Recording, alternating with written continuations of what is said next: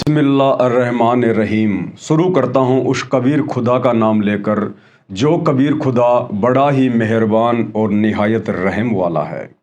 परंतु विश्व के किसी भी मुसलमान को, मुल्ला मौलवी काजी को या उलेमाओं को इस बात का तनिक भी इल्म नहीं है, ज्ञान नहीं है कि वो कादिर अल्लाह कौन है, वो सुप्रीम गॉड कौन है, अल्लाहु अकबर कौन है। पूरे विश्व का मुसलमान समाज जिसे अपना खुदा मानकर, अल्लाह मानकर पूज रहा है, इबादत कर रहा है, दरअसल वो शैतान है। शैतान काल की इबादत पूरा विश्व का मुसलमान समाज कर रहा है। वो अल्लाह कौन है, कैसा है, कैसे वो धरती पर आता है, कैसे आत्माओं तक अपना ज्ञान पहुंचाता है, वो कैसा दिखाई देता है, कैसे उसकी सच्ची इबादत प्राप्त होगी, इन तमाम बातों की जानकारी वो अल्लाह ताला कादिर अल्लाह सुभान अल्लाह स्वयं ही धरती पर मनुष्य रूप में प्रकट होकर संत साधु के रूप में, दरवेश के रूप में, जिंदा बाबा के रूप में, सतगुरु के रूप में बाखबर बनकर, तत्वदर्शी संत बनकर वो अपना ज्ञान स्वयं ही प्रचारित करता है। और वर्तमान में वो कादिर अल्लाह भारत की पावन धरती पर अपना कार्य कर रहा है। और उस अल्लाह ने स्वयं ही आकर अपनी जानकारी देनी पड़ी, क्योंकि उस कादिर अल्लाह के विषय में यहाँ का कोई भी प्राणी, कोई भी फरिश्ता, कोई भी देवता जानकारी नहीं दे सकता है। इसलिए उस कादिर अल्लाह ने, अल्लाह ताला ने सातवें आसमान से, सचखंड से चलकर स्वयं ही धरती पर आकर अपना ज्ञान बताना पड़ता है। तो भाई और बहनों, उस कादिर अल्लाह का जयकारा लगाते हुए आज का वीडियो हम शुरू करते हैं। बिस्मिल्लाहिर्रहमानिर्रहीम। शुरू करता हूँ उस कबीर खुदा का नाम लेकर जो कबीर अल्लाह बड़ा मेहरबान निहायत रहम वाला है। परम पिता परमात्मा, सारी सृष्टि के रचनहार, कुल मालिक, असंख्य ब्रह्मांडों के स्वामी, जगत गुरु, तीनों लोकों में प्रवेश करके सबका भरण पोषण करने वाले राजाधिराज, आत्माधार, नाथों के नाथ, देवों के देव महादेव, सर्वेश्वर महेश्वर, मृत्युंजय, अजरो अमर, आदि अनादि, सनातनी प्रभु, जगत पिता जगदीश्वर, श्री श्री 1008 की उपाधि के वास्तविक अधिकारी, अकाल मूर्त सौद स्वरूपी राम वासुदेव, सर्वगतम ब्रह्म, परम पूज्य, प्रथम पूज्य, परम संत, परम पुरुष, परम धनी, परम दयालु, सत्य कबीर, हक्का कबीर, अल्लाहु कबीर, अल्लाहु अकबर, बाखबर, अल्लाह ताला, जगत के तारणहार, जगत के मुक्तिदाता, जगत के जगन्नाथ, हारे के सहारे, हिंदुओं के राम, मुसलमानों के अल्लाह, सिखों के वाहिगुरु, ईसाइयों के मसीह, दया के सागर दया निधि, करुणा के सागर करुणा निधि, स्वयंभू परिभू, संकट मोचन, कष्ट हरण, मंगल करण, दुख भंजन, अविगत कबीर, निर्विकार निर्विषम परमात्मा, अलय अलेख सतगुरु, आदि अनादि सतगुरु, असली मर्यादा पुरुषोत्तम, असली राम, असली कृष्ण, असली घनश्याम, असली मुरारी, राजाओं के राजा, महाराजाओं के महाराजा, शहंशाहों के शहंशाह, सम्राटों के सम्राट, भगवानों के भगवान, अल्लाहों के अल्लाह, प्रभुओं के प्रभु, मसीहाओं के मसीह, सच्चे वाहिगुरु, बाबाओं के बाबा, पीरों के पीर, सेठों के सेठ, जगत सेठ, सावड़सा सेठ, सर्वगुण संपन्न, अनंत कोटि कलाओं के स्वामी, अनंत कोटि ब्रह्मांडों के नायक, योगियों में महायोगी, ध्यानियों में महाध्यानी, सिद्धों में परम सिद्ध, ज्ञानियों में तत्वज्ञानी, ब्रह्म ज्ञानी, महाज्ञानी, परम ज्ञानी, सर्वश्रेष्ठ ज्ञानी, विज्ञानी, युवा कबीर, समर्थ कबीर, असंवाद, अमित ओझा, सच्चे रहनुमा, करीम अल्लाह, सुभान अल्लाह, दुनिया के अंतिम पैगंबर, 8 सितंबर 1951 से गांव धनाना, जिला सोनीपत, हरियाणा, भारतवर्ष की पावन भूमि पे प्रकट रियल कल्कि भगवान श्री नारायण साकार हरि, श्री बाबा साहेब, नूर अनंत परमात्मा, संत श्रोमणी सतगुरु रामपाल जी परमेश्वर जी के चरण कमल में लाइव वीडियो देख रहे आप और हम सभी भाई बहनों का अनंत कोटि दंडोत प्रणाम। तो भाई और बहनों, आज वो कादिर अल्लाह, समर्थ अल्लाह, अल्लाह ताला सुभान व ताला खुद धरती पर मनुष्य रूप में प्रकट है, क्योंकि अल्लाह ताला का शरीर मनुष्य के जैसा है। उन्होंने हम मनुष्यों को अपने जैसा ही बनाया है और वो परमात्मा स्वयं ही धरती पर प्रकट होकर अपना यथार्थ ज्ञान, अपनी पूजा की सच्ची इबादत बताता है। भाई और बहनों, पवित्र आसमानी पुस्तक मुसलमान नहीं समझे ज्ञान कुरान, इस पुस्तक के ऊपर 16 वीडियो बन चुके हैं। आज हमारा ये 17वें नंबर का वीडियो है। यदि आपने अभी तक शुरू से देखना शुरू नहीं किया है तो प्रार्थना है आप जी शुरू से वीडियो देखना ज़रूर शुरू करें, क्योंकि बहुत सारी बातें मुसलमान धर्म से संबंधित जो उनकी धार्मिक पुस्तकों में, पवित्र आसमानी पुस्तकों में लिखी हुई है, वो सारी जानकारी उपलब्ध करवा दी गई है प्रमाणों के साथ में, जिस जानकारी से मुसलमान धर्म के मुल्ला, मौलवी, काजी, उलेमा भी अनभिज्ञ हैं। तो आप जी शुरू से वीडियो देखना शुरू करें, तभी आपको ये पूरी कहानी समझ में आएगी। पिछले वीडियो में गुरुदेव भगवान ने बताया और कबीर सागर से ये साबित किया, सूक्ष्म वेद से, कि वो अल्लाह कबीर, अल्लाह ताला कादिर अल्लाह 650 साल पहले बनारस के काशी में कबीर दास नाम से प्रकट हुए। 120 साल उन्होंने लीला की और 64 करोड़ हिंदू मुस्लिम उस समय उनके भगत हुए, उनके शिष्य हुए, शागिर्द हुए, और हजारों की संख्या में परमात्मा ने चमत्कार किए, जिन चमत्कारों को देखकर हिंदू मुसलमान सभी उनके शागिर्द बन गए। यहाँ तक कि दिल्ली का बादशाह सिकंदर लोदी भी कबीर परमात्मा का शिष्य बन गया। तो मुसलमान भाइयों की इस गलत धारणा को गुरुदेव ने खंडित किया। जो मुसलमान भाई और उलेमा कहते हैं कि अल्लाह कभी धरती पे नहीं आता, अल्लाह बेचैन है, अल्लाह निराकार है, अल्लाह दिखाई नहीं देता, तो परमेश्वर सतगुरु रामपाल जी ने, हालांकि ये स्वयं ही अल्लाह हैं, परमेश्वर हैं, सुभान व तआला हैं, अल्लाह कबीर हैं, लेकिन अपने आप को छुपा कर ये लीला करते हैं ताकि हम इनके ज्ञान को समझ सकें। तो उन्होंने साबित किया कि 650 साल पहले भी कबीर परमात्मा भारत देश की पावन भूमि पर प्रकट हुए, 120 साल तक रहे और 64 लाख आत्माओं को अपना शिष्य बनाया, उनको अपना ज्ञान दिया। अब आज के वीडियो में हम उसी श्रृंखला में आगे बढ़ेंगे कि जब कबीर परमात्मा शिशु रूप में काशी में प्रकट होकर और नीरू नीमा को अपना मुंह बोला माता पिता बनाकर अपनी परवरिश की लीला करवा रहे थे, उसके बाद जब कबीर परमात्मा जी का नाम रखने का समय आया, नामांकन करने का समय आया, तो मुसलमान काजी अपनी कुरान शरीफ को लेकर कबीर परमेश्वर जी का नाम रखने के लिए आए। और क्या लीला की कबीर परमात्मा ने, हम आज के वीडियो में पढ़ेंगे। पवित्र आसमानी पुस्तक मुसलमान नहीं समझे ज्ञान कुरान, पेज नंबर 84। शिशु कबीर परमेश्वर का नामांकन। क्योंकि कबीर परमेश्वर जी के मुंह बोले माता पिता नीरू और नीमा को, जो पहले हिंदू धर्म में थे, नीरू का नाम था गौरी शंकर और नीमा का नाम था सरस्वती। उस समय दिल्ली का बादशाह मुसलमान राजा था, इसलिए भारत देश पर मुसलमानों का दबदबा ज्यादा था, हिंदू मुसलमानों से दबते थे, इसलिए मुसलमानों ने जबरदस्ती नीरू और नीमा को मुसलमान बना दिया, नीरू और नीमा उनका नाम रख दिया। तो जब कबीर परमात्मा प्रकट हुए काशी में लहरदारा तालाब पर, कमल के विकसित फूल पर, और नीरू और नीमा जब उनको अपने घर पर लेकर आ गए, जब इस बात का पता मुसलमानों को चला, तो मुसलमान धर्म के काजी उनका नामांकन करने के लिए नीरू और नीमा की झोपड़ी पर आते हैं। पारक के अंक की वाणी नंबर 392 से 393। गरीब काजी गए कुरान ले, धर लड़के का नाम, अक्सर अक्सर मैं फूरा, धन्य कबीर बलि जाऊं मैं। काजी अपनी कुरान शरीफ को लेकर और नीरू और नीमा के बच्चे का, जो कि स्वयं परमात्मा उनके घर में आए हुए थे लीला करने के लिए, उनका नाम रखने के लिए आ गए 2 पैसे के लालच में।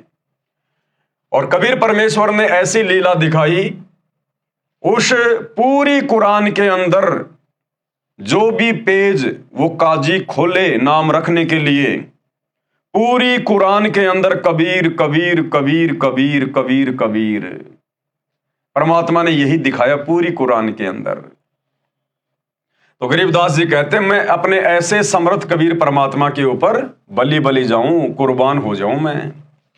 गरीब सकल कुरान कबीर है, हरफ लिखे जो लेख, काशी के काजी कहें गई दीन की टेक।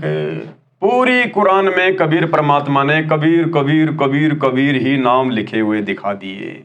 और वो काशी के काजी जो परमात्मा का नामांकन करने आए थे कुरान को पटक कर कि भाई इस बच्चे में तो कोई प्रेत आत्मा है, क्योंकि वो परमात्मा की महिमा को क्या समझे नादान, और कहा कि इस बच्चे में कोई प्रेत आत्मा है, इन्होंने तो हमारी कुरान को भी भ्रष्ट कर दिया। वहीं कुरान को पटक के काजी भाग गए।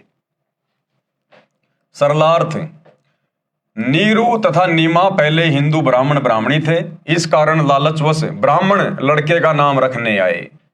उसी समय काजी मुसलमान अपनी पुस्तक कुरान शरीफ को लेकर लड़के का नाम रखने के लिए आ गए। उस समय दिल्ली में मुगल बादशाहों का शासन था जो पूरे भारतवर्ष पर शासन करते थे, जिस कारण हिंदू समाज मुसलमानों से दबता था। काजियों ने कहा लड़के का नामकरण हम मुसलमान विधि से करेंगे, अब ये मुसलमान हो चुके हैं। ये कहकर काजियों में मुख्य काजी ने कुरान शरीफ पुस्तक को कहीं से खोला। उस पृष्ठ पर प्रथम पंक्ति में प्रथम नाम कबीरन लिखा था। काजियों ने सोचा कबीर नाम का अर्थ बड़ा होता है, इस छोटे जाति जुलाहे अर्थात धानक के बालक का नाम कबीर रखना शोभा नहीं देगा। वो अपने स्वार्थ के लिए आए थे और कबीर नाम को इन्होंने बड़ा कहकर संबोधित कर रखा है। ये अरबी का शब्द बताया गुरुदेव ने, कबीर का मतलब बड़ा, और बड़ा तो है ही भाई, क्योंकि कबीर भगवान सबसे बड़ा है, इसलिए अर्थ भी उसका बड़ा ही है। तो मुसलमानों ने देखा कि ये कबीर नाम तो बड़े घरानों के बच्चों का नाम रखने योग्य है, अगर उनका नाम रखेंगे कबीर तो हमें ज्यादा दान दक्षिणा मिलेगी। और ये तो छोटी जाति का आम मुसलमान है, आम धानक है, इसके बच्चे का नाम यदि कबीर रखेंगे तो शोभा नहीं देता। लेकिन परमात्मा ने तो अपना नाम कबीर ही रखवाना था। ये तो उच्च घरानों के बच्चों के नाम रखने योग्य है। शिशु रूपधारी परमेश्वर काजियों के मन को दोष को जानते थे। उन काजियों के मन में क्या दोष था, क्या लोभ लालच था, परमात्मा जानते थे।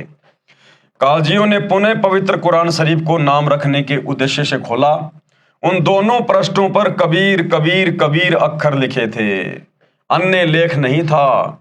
काजियों ने फिर कुरान शरीफ को खोला, उन पृष्ठों पर भी कबीर कबीर कबीर अक्षर ही लिखा था। काजियों ने पूरी कुरान का निरीक्षण किया तो उनके द्वारा लाई गई कुरान शरीफ में सारे अक्षर कबीर कबीर कबीर कबीर हो गए। काजी बोले इस बालक ने कोई जादू मंत्र करके हमारी कुरान शरीफ को ही बदल डाला।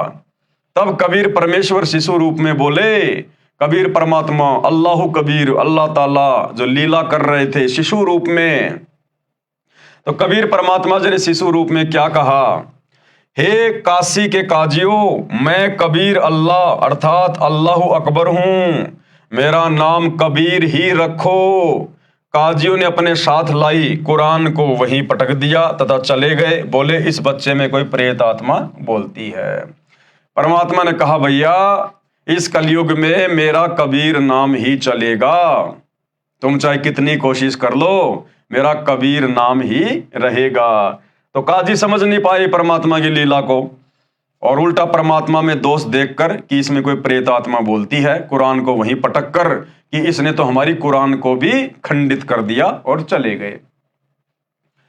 उसके बाद शिशु कबीर देव द्वारा कुंवारी गाय का दूध पीना। वेदों में जो परमात्मा की महिमा लिखी हुई है कि जब वो परमात्मा पृथ्वी पर शिशु रूप में प्रकट होता है अपनी लीला करने के लिए, उस समय परमात्मा की परवरिश कंवारी गायों के दूध से होती है। पारक के अंक की वाणी नंबर 394 से 327। गरीब शिव उतरे शिवपुरी से अविगत बदन विनोद, मैं के कमल खुशी भये लिया इसको गोद। गरीब नजर नजर से मिल गई किया इस परिणाम, धन्य नीरू मोमिन धन्य नीमा धन्य काशी ने काम। गरीब 7 बार चर्चा करी बोले बालक बहन, शिव को कर मस्तक धर्या लिया मोमिन एक धेन। गरीब अन ब्यावर को दूहत है दूध दिया तत्काल, पीवे बालक ब्रह्म गति तहां शिव भय दयाल। क्या लीला की परमात्मा ने। सरलार्थ, बालक कबीर को दूध पिलाने की कोशिश नीमा ने की तो परमेश्वर ने मुख बंद कर लिया। सर्व प्रयत्न करने पर भी नीमा तथा नीरू बालक को दूध पिलाने में असफल रहे। 25 दिन जब बालक को निराहार बीत गए, यानी बिना कुछ खाए पिए जब परमात्मा को 25 दिन हो गए तो माता पिता अति चिंतित हो गए। 24 दिन से नीमा तो रो रो कर विलाप कर रही थी, सोच रही थी ये बच्चा कुछ भी नहीं खा रहा है, यह मरेगा। लेकिन भाई वो मरने वाला नहीं था, वो तो अविनाशी उनके घर में प्रकट हुआ था। मेरे बेटे को किसी की नजर लगी है। 24 दिन से लगातार नजर उतारने की विधि भिन्न भिन्न स्त्री पुरुषों द्वारा बताई प्रयोग करके थक गई, कोई लाभ नहीं हुआ। आज 25वां दिन उदय हुआ। माता नीमा रात्रि भर जागती रही तथा रोती रही कि पता नहीं ये बच्चा कब मर जाएगा, मैं भी साथ ही फांसी पर लटक जाऊंगी, मैं इस बच्चे के बिना जीवित नहीं रह सकती। बालक कबीर का शरीर पूर्ण रूप से स्वस्थ था तथा ऐसे लग रहा था जैसे बच्चा प्रतिदिन 1 किलोग्राम 1 सेर दूध पीता हो। परंतु नीमा को डर था कि बिना कुछ खाए पिए ये बालक जीवित नहीं रह सकता, ये कभी भी मृत्यु को प्राप्त हो सकता है। ये विचार करके चिंतित थी। भगवान शंकर के साथ साथ निराकार प्रभु की भी उपासना तथा उससे की गई प्रार्थना जब व्यर्थ रही तो अति व्याकुल होकर रोने लगी। उसके बाद परमात्मा ने क्या लीला करी। भगवान शिव एक ब्राह्मण ऋषि का रूप बनाकर नीरू की झोपड़ी के सामने खड़े हुए। अब भाई और बहनों, सारे के सारे खेल कबीर परमात्मा ही करता है। वो भगवान शंकर का रूप भी इसी कबीर परमेश्वर अल्लाह कबीर ने धारण किया, क्योंकि कबीर परमेश्वर अपनी लीलाओं में किसी देवी देवताओं को शामिल नहीं करता है। ये समर्थ है, परमात्मा अनंत कोटि कलाओं का स्वामी है। ये अनंत करोड़ रूप धारण कर सकता है। परमात्मा अनंत कोटि कलाओं का स्वामी है। भगवान शिव एक ब्राह्मण ऋषि का रूप बनाकर नीरू की झोपड़ी के सामने खड़े हुए तथा नीमा से रोने का कारण जानना चाहा। नीमा रोती रही, हिचकियां लेती रही। संत रूप में खड़े भगवान शिव के अति आग्रह करने पर नीमा रोती रोती कहने लगी, हे ब्राह्मण, मेरे दुख से परिचित होकर आप भी दुखी हो जाओगे। फकीर वेशधारी शिव भगवान बोले, हे माई, कहते हैं अपने मन का दुख दूसरे के समक्ष कहने से मन हल्का हो जाता है। हो सकता है आपके कष्ट को निवारण करने की विधि भी प्राप्त हो जाए। आंखों में आंसू, जिह्वा लड़खड़ाते हुए, गहरे सांस लेते हुए नीमा ने बताया, हे महात्मा जी, हम निसंतान थे। 25 दिन पहले हम दोनों प्रतिदिन की तरह काशी में लहर तारा तालाब पर स्नान करने जा रहे थे। उस दिन ज्येष्ठ मास की शुक्ल पूर्णिमासी की सुबह थी। रास्ते में मैंने अपने इष्ट भगवान शंकर से पुत्र प्राप्ति की हृदय से प्रार्थना की थी। मेरी पुकार सुनकर दीन दयाल भगवान शंकर जी ने उसी दिन एक बालक लहरतारा तालाब में कमल के फूल पर हमें दे दिया। शंकर भगवान ने नहीं दिया, ये तो स्वयं सारी सृष्टि का भोलेनाथ, सारी सृष्टि का महादेव, देवों का देव स्वयं ही उनके घर पर प्रकट हुआ। बच्चे को प्राप्त करके हमारे हर्ष का कोई ठिकाना नहीं रहा। ये हर्ष अधिक समय तक नहीं रहा। इस बच्चे ने दूध नहीं पिया, सारे प्रयत्न करके हम थक चुके हैं। आज इस बच्चे को 25वां दिन है, कुछ भी आहार नहीं किया। ये बालक मरेगा, इसके साथ ही मैं आत्महत्या करूंगी। मैं इसकी मृत्यु की प्रतीक्षा कर रही हूं। सारी रात्रि बैठकर तथा रो रो कर व्यतीत की है। मैं भगवान शंकर से प्रार्थना कर रही हूं कि हे भगवान, इसे अच्छा तो ये बालक ना देते। अब इस बच्चे में इतनी ममता हो गई है कि मैं इसके बिना जीवित नहीं रह सकूंगी। नीमा के मुख से सर्व कथा सुनकर साधु रूपधारी भगवान शंकर ने कहा, आपका बालक मुझे दिखाइए। नीमा ने बालक को पालने से उठाकर ऋषि के समक्ष प्रस्तुत किया। नीमा ने बालक को साधु के चरणों में डालना चाहा। बालक हवा में उठा। दोनों प्रभुओं के आपस में दृष्टि मिली। भगवान शंकर जी ने शिशु कबीर जी को अपने हाथों में ग्रहण किया तथा मस्तिष्क की रेखाएं व हस्त रेखाएं देखकर बोले, नीमा, आपके बेटे की लंबी आयु है, ये मरने वाला नहीं है। देख कितना स्वस्थ है, कमल जैसा चेहरा खिला है। नीमा ने कहा कि हे विप्रवर, बनावटी शांतवना से मुझे संतोष होने वाला नहीं है। बच्चा दूध पिएगा तो मुझे सुख की सांस आएगी। 25 दिन के बालक का रूप धारण किए परमेश्वर कबीर जी ने भगवान शिव से कहा, हे भगवान, आप इन्हें कहो एक कुंवारी गाय लाए, आप उस कुंवारी गाय पर अपना आशीर्वाद भरा हाथ रखना, वह दूध देना प्रारंभ कर देगी। मैं उस कुंवारी गाय का दूध पीऊंगा, वह गाय आजीवन बिना ब्याए अर्थात कुंवारी रहकर ही दूध दिया करेगी। उस दूध से मेरी परवरिश होगी। परमेश्वर कबीर जी तथा भगवान शंकर जी की 7 बार चर्चा हुई।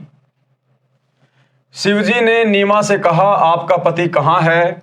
नीमा ने अपने पति को पुकारा, वह भीगी आंखों से उपस्थित हुआ तथा ब्राह्मण को प्रणाम किया। ब्राह्मण ने कहा, नीरू, आप एक कुंवारी गाय लाओ, वह दूध देगी, उस दूध को यह बालक पिएगा। नीरू कुंवारी गाय ले आया तथा साथ में कुम्हार के घर से एक ताजा मोटा घड़ा 4 किलोग्राम क्षमता का मिट्टी का पात्र भी ले आया। परमेश्वर कबीर जी के आदेश अनुसार विप्र रूपधारी शिव जी ने उस कुंवारी गाय की पीठ पर हाथ मारा जैसे थपकी लगाते हैं। गौ माता के थन लंबे लंबे हो गए तथा थनों से दूध की धार बह चली।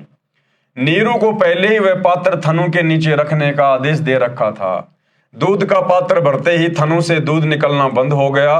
वह दूध शिशु रूपधारी कबीर परमेश्वर जी ने पिया। इस प्रकार से परमेश्वर की शिशु रूप में जब वो लीला करते हुए प्रकट होते हैं तो उनके पालन पोषण की परवरिश होती है कुंवारी गायों के दूध से, जो वेद प्रमाण कर रहे हैं। नीरू नीमा ने ब्राह्मण रूपधारी भगवान शिव के चरण लिए तथा कहा, आप तो साक्षात भगवान शिव के रूप हो, आपको भगवान शिव ने हमारी पुकार सुनकर भेजा है।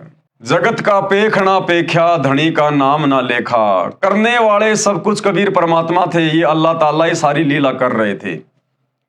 उस ब्राह्मण का रूप भी कबीर परमात्मा ने ही धारण किया और महिमा दी जा रही है सूखी नीमा के द्वारा भगवान शंकर को। लेकिन ये परमात्मा महिमा का भूखा नहीं है। जब वो ठीक का समय आता है जो इन्होंने निर्धारित किया होता है, उस समय पूरे विश्व में एकमात्र इस कबीर भगवान सतगुरु रामपाल जी की ही महिमा शेष रह जाती है, बाकी सबकी महिमा फीकी पड़ जाती है और वो समय अब आ चुका है। हम निर्धन व्यक्ति आपको क्या दक्षिणा दे सकते हैं? हे विप्र, 24 दिनों से हमने कोई कपड़ा भी नहीं बुना है। विप्र रूपधारी भगवान शंकर बोले, साधु भूखा भाव का, धन का भूखा नहीं, जो है भूखा धन का वो साधु भी नहीं। अब ये वाणी किसकी है भाई और बहनों? ये कबीर परमात्मा की वाणी है। तो अंत में जो ब्राह्मण वेश धारण करके आया था और उसने कहा कि साधु भूखा भाव का, धन का भूखा नहीं, जो कोई धन का भूखा वो साधु भी नहीं। तो ये वाणी ये साबित करती है कि ब्राह्मण के वेश में भगवान शंकर नहीं थे, स्वयं कबीर परमात्मा ही थे। ये संकेत छोड़ दिया परमात्मा ने लास्ट में ये वाणी बोलकर। ये कहकर विप्र रूपधारी शिव जी ने वहां से प्रस्थान किया। यही प्रमाण वेदों में है कि परमात्मा शिशु रूप में प्रकट होकर लीला करता है, तब उनकी परवरिश कुंवारी गायों के दूध से होती है। और कहां प्रमाण है? ऋग्वेद मंडल नंबर 9 सूक्त 1 मंत्र 9। अभी इमम अधन्य उत शृणंति धेनव शिशुम सोम इंद्रियाय पातवे। अभी इमम अधन्य उत शृणंति धेनव शिशुम सोमम इंद्राय पातवे। परमात्मा ने शब्दों का अर्थ भी लिखा हुआ है और भावार्थ किया है गुरुदेव ने इस श्लोक का। पूर्ण परमात्मा अमर पुरुष जब लीला करता हुआ बालक रूप धारण करके स्वयं प्रकट होता है, सुख सुविधा के लिए जो आवश्यक पदार्थ शरीर वृद्धि के लिए चाहिए वह पूर्ति कुंवारी गायों द्वारा की जाती है। अर्थात उस समय अधन्नी धेनु यानी कुंवारी गाय अपने आप दूध देती है, जिसे उस पूर्ण प्रभु की परवरिश होती है। और भाई और बहनों देखो, इस शैतान ने तो हमारे कर्म फुड़वाने से मतलब है। ये काल, ये शैतान जिसे मुसलमान धर्म के भाई बहन अपना अल्लाह मानते, अपना खुदा मानते हैं, जिसने हजरत मोहम्मद के ऊपर कुरान शरीफ की आयतें नाजिल की, ये शैतान है। और शैतान का तो एक ही काम है भाई और बहनों, हम जीवों के कर्म फुड़वाना। और देखो किस प्रकार से इन्होंने मुसलमान समाज को लपेट लिया, बहुत भयंकर तरीके से। यदि वर्तमान में धरती पर सबसे ज्यादा कोई पाप का भागी बन रहा है, सबसे ज्यादा अगर किसी के कर्म फोड़े जा रहे हैं शैतान के द्वारा, तो मुसलमान भाई बहनों के। भाई और बहनों, परमात्मा ने 6 दिन में सृष्टि रची, जो भी आदेश देना था दे दिया। उसके बाद अपने 7वें आसमान ओरिजिनल जन्नत सतलोक में सिंहासन पर जाकर बैठ गए। परमात्मा ने मनुष्यों को क्या खाना है वो भी आदेश दे दिया, पशु पक्षियों को क्या खाना है वो भी आदेश दे दिया। बाइबल उत्पत्ति अध्याय 1 साफ साफ लिखा हुआ है। उसके बाद ये जो मांस खाने का आदेश है ये सब शैतान का है, शैतान के द्वारा भेजे गए फरिश्तों का है। अब शैतान ने क्या किया भाई और बहनों, मुसलमान धर्म में गाय के मांस को काटकर खाना अति उत्तम साबित करवा दिया कि गाय को कलमा पढ़ते हुए काटो और उसके बाद वो प्रसाद बन जाता है, मांस नहीं रहता, फिर उसको खाने से हमें पाप नहीं लगता और गाय की आत्मा जन्नत में चली जाएगी। इस काल ने ये भयंकर कुक्रम इस मुसलमान धर्म में क्यों शुरू करवाया? इनके कर्म फुड़वाने के लिए। क्योंकि गाय ठीक है, वैसे एक जानवर है, एक पशु है गाय भी, लेकिन गाय को सुरधेनु कहा जाता है, देवताओं की जो है गाय कहा जाता है। गाय के शरीर में सभी देवी देवताओं का निवास समझा जाता है। और दूसरी बात, वो कबीर परमात्मा कादिर अल्लाह ताला जब धरती पर लीला करने के लिए शिशु रूप में प्रकट होता है तो उस परमेश्वर की परवरिश गाय के दूध से होती है, कवारी गाय के दूध से, बछिया के दूध से। यानी 84 लाख योनियों में जितने भी पशु पक्षी हैं, परमात्मा ने केवल एक गाय को चुना और शैतान ने उसी गाय को कटवाना शुरू करा दिया मुसलमानों से, उसी गाय को। तो सोचिए भाई और बहनों, ये मुसलमान समाज गाय का मांस खाकर, जिस गाय के दूध से कबीर परमात्मा के परवरिश की लीला पूरी होती है, उस गाय के मांस को खाना, उस गाय को काटना, जीव हत्या करना कितना बड़ा पाप का भागी बनाएगी, सोच भी नहीं सकते। तो शैतान ने तो केवल कर्म फुड़वाने से मतलब है, कर्म फुड़वाने से मतलब। नीरू को धन की प्राप्ति। अब नीरू नीमा के सामने सबसे बड़ी समस्या ये आ गई कि भाई अब घर परिवार कैसे चले, पालन पोषण कैसे हो। पहले तो दोनों ही थे, अब बच्चे की जिम्मेदारी भी आ गई और पिछले 25-30 दिनों से उन्होंने कोई काम भी नहीं किया, अपने बच्चे की चिंता में लगे रहे कि ये कुछ खा नहीं रहा, कुछ पी नहीं रहा, दिन रात उसी की चिंता में। तो महीने भर से उन्होंने कोई काम भी नहीं किया। तो परमेश्वर ने क्या लीला की। और ये कथा आप और हमें एक छोटी सी शिक्षा भी देगी भाई और बहनों, बहुत अच्छी शिक्षा देगी जो हमें हिम्मत प्रदान करेगी। बालक की प्राप्ति से पहले दोनों जने पति पत्नी मिलकर कपड़ा बुनते थे। 25 दिन बच्चे की चिंता में कपड़ा बुनने का कोई कार्य ना कर सके, जिस कारण से कुछ कर्ज नीरू को हो गया। यानी नीरू ने 25 दिन तक कोई काम नहीं किया, तो अपने अड़ोसियों पड़ोसियों से, जुलाहों से कुछ पैसे उन्होंने उधार लिए अपना घर चलाने के लिए, तो उनके ऊपर कर्जा हो गया। कर्ज मांगने वाले भी उसी 25वें दिन आ गए। देखो भाई और बहनों, बहुत बड़ी शिक्षा है, बहुत बड़ी शिक्षा। जो भाई बहन छोटी छोटी बातों को लेकर अपने मन में निराश हो जाते हैं, उदास हो जाते हैं, मन में दोष पाल बैठते हैं, अंदर से टूटना शुरू हो जाते हैं, घबरा जाते हैं, उन भाई बहनों को शिक्षा लेनी चाहिए। आप और हम कबीर परमात्मा की भक्ति कर रहे हैं, जो कबीर परमात्मा नीरू और नीमा के घर पर प्रकट हुए थे, जिनकी हम ये कथा सुन रहे हैं, अमर कथा। भगवान जिनके घर में उनके बच्चे के रूप में प्रकट हो गया। आप और हम बहुत सारे भाई बहन तो अभी तक अपने गुरुदेव भगवान के साक्षात दर्शन भी नहीं कर पाए, उनके चरणों को स्पर्श करने का मौका भी नहीं मिला, और ना जाने आगे मिलेगा या नहीं मिलेगा 2028 के बाद। और वो कबीर परमात्मा नीरू और नीमा की गोद में दिन रात खेल रहा है, उनके सीने से लगा हुआ है। यानी आने वाले समय में 2028 के बाद जब इस कबीर परमात्मा की महिमा पूरे विश्व में प्रकट होगी, सतगुरु रामपाल जी भगवान की, तो हो सकता है लोगों को इनके चरण स्पर्श करने का भी ताउम्र मौका ना मिले। किलोमीटर 2 किलोमीटर दूर से ही हो सकता है दर्शन करने पड़े, और दर्शन करने का नंबर भी हो सकता है साल 6 महीने में एक बार आए, या फिर टीवी चैनलों पे ही आशीर्वाद लेना पड़े। वो कबीर भगवान नीरू और नीमा की गोद में दिन रात 24 घंटे उनके सीने से लगकर और उनको असीम शांति प्रदान कर रहा है। उनके घर में उनके बच्चे के रूप में जब चाहो प्यार करो, लाड करो, सीने से लगाओ। और उसके बाद भी वो माता पिता कितने दुखी, कितने परेशान, कितने चिंतित। कर्जा उनके ऊपर हो गया और मांगने वाले बार बार उनको धमकी देके जा रहे हैं कि फला फला दिन यदि हमारा पैसा नहीं दिया तो देख लेना, फिर झोपड़ी से बाहर निकाल देंगे।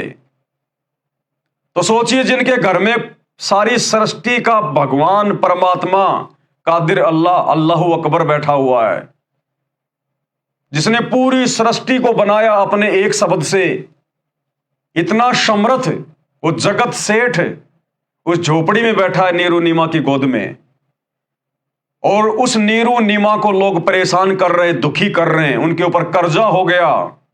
सबसे ज्यादा गरीब 20-25 दिन से कोई काम धंधा भी नहीं कर पाए, और दिन रात उनको चिंता सता रही है कि मांगने वालों को क्या जवाब देंगे, दुखी करेंगे, बेइज्जत करेंगे, मार पिटाई भी कर सकते हैं, और आगे कैसे घर-बार चलेगा, कैसे परिवार का पालन पोषण होगा। कितनी चिंता उन माता पिता को जिनके घर में भगवान बैठा। तो आप और हम भगत भाई बहनों ने ये शिक्षा लेनी है। ये ना सोचना कि हम सतगुरु रामपाल जी भगवान इस कबीर परमात्मा की शरण में आ गए, घर में दरबार लगा लिया तो कबीर परमात्मा एक ही दिन में हमारे भंडारे भर देगा, या एक ही दिन में परमात्मा हमें सारी चिंताओं से मुक्त कर देगा। ये तो कर सकता है, इसका नाम चिंतामणि है, चिंता हरण है, कष्ट हरण है, मंगल करण है, दुख भंजन है। ये तो एक सेकंड भी ना लगाए परमात्मा। लेकिन आप और हमारे कर्म युगों युगों से इस शैतान ने इतने बिगाड़ रखे हैं, अब वो धीरे धीरे सेट करने पड़ रहे हैं परमात्मा ने। तो हमने कभी भी अपने मन में ये दोष नहीं पालना है। यदि हमारे ऊपर छोटी मोटी कोई समस्या आ जाए, कोई कर्जा हो जाए, कोई उधार हो जाए, या अन्य कोई टेंशन बन जाए, छोटी मोटी कोई आपत्ति विपत्ति परेशानी आ जाए, तो हम भगत भाई बहनों ने अपने गुरुजी में और उनकी भक्ति में किसी प्रकार का कोई दोष शौपन में भी नहीं देखना है। ये परमात्मा अपने हिसाब से अपनी लीला करता है, ये अपने हिसाब से अपने भगत को चलाता है। ये तो एक सेकंड में अपने भक्तों को सेठ बना दे, लेकिन सेठ बना दिया, अगले दिन किसी के भाव इस भक्ति में नहीं रहेंगे। ये माया, ये धन, ये संपत्ति सबसे ज्यादा बाधा उत्पन्न करती है परमात्मा की भक्ति में। हमारे भाव नहीं बनने देगी, हमारी वो श्रद्धा नहीं बनेगी जो श्रद्धा परमात्मा बनवाना चाहते हैं।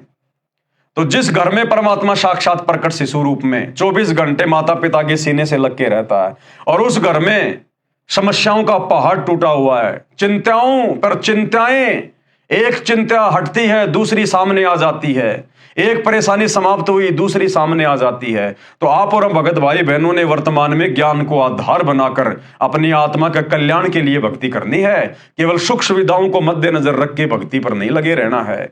जब समय आएगा धीरे धीरे हमारी भक्ति आगे बढ़ेगी, परमात्मा हमसे प्रसन्न होंगे, उस समय परमात्मा हमारी सारी चिंताओं को भी समाप्त करेगा और हमें बिल्कुल एक नॉर्मल स्थिति में भी लेकर आएगा। तब तक हमने इंतजार करना है और विश्वास करना है। तो देखिए जिनके घर में परमात्मा, और उस घर की क्या हालत हो रही है। बालक की प्राप्ति से पहले दोनों जने पति पत्नी मिलकर कपड़ा बुनते थे। 25 दिन बच्चे की चिंता में कपड़ा बुनने का कार्य नहीं कर सके, यानी इतनी चिंता माता को, जिस कारण से कुछ उधार नीरू को हो गया, कर्ज हो गया। कर्ज मांगने वाले भी उसी 25वें दिन आ गए तथा बुरी भली कहकर चले गए। जिस घर में भगवान बैठा है उस घर में नीरू और नीमा को धमका के चले गए वो कर्जा मांगने वाले कि फला फला दिन यदि हमारा पैसा नहीं लौटाया तो हमसे बुरा और कोई नहीं होगा। अब सोचिए वो नीरू नीमा कितने ज्यादा दुखी होंगे, कितने ज्यादा परेशान होंगे, कितने चिंतित होंगे। कुछ दिन तक कर्ज न चुकाने पर यातना देने की धमकी सेठ ने दे डाली। धमकी भी दे गए कि फला फला दिन यदि हमारा पैसा नहीं दिया तो झोपड़ी खाली करवा देंगे, हम ध्यान रखना इस बात का।